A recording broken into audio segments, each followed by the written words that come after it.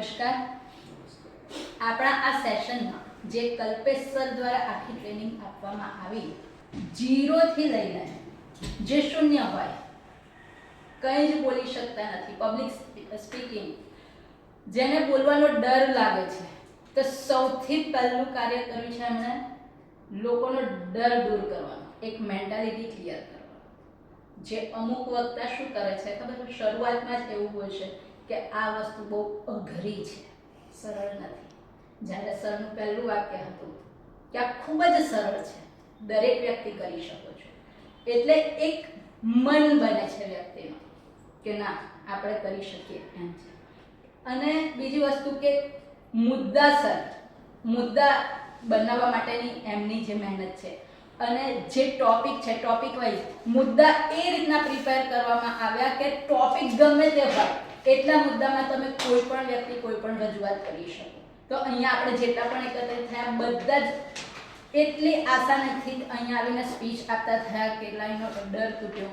મુદ્દાસર અમારા જે વ્યક્તિ સ્પીચ તો આપતા જ હતા અમે, પણ મુદ્દાસર કઈ રીતના આપવું, કયા ટોપિક પછી કયો ટોપિક આવવો જોઈએ, કઈ વસ્તુ રહી જતી હતી, જે સમાપન વિધિ હતી, સમાપન કરવાની આવે સ્પીચની, એ અમે લેતા જ નતા. તો કેટલીક વખત એ પણ આપણને મદદરૂપ થતું હોય છે. તો એવું નથી કે સ્પીચ આવડતી હોય તો તેના માટે જ આ એક ટ્રેનિંગનો ભાગ છે.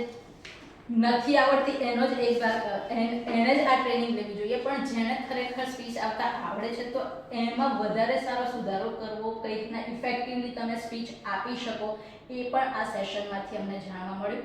અને આવવો જોઈએ, કઈ વસ્તુ રહી જતી હતી, જે સમાપન વિધિ હતી, સમાપન કરવાની આવે સ્પીચની, એ અમે લેતા જ નતા. તો કેટલીક વખત એ પણ આપણને મદદરૂપ થતું હોય છે. તો એવું નથી કે સ્પીચ આવડતી હોય તો તેના માટે જ આ એક ટ્રેનિંગનો ભાગ છે.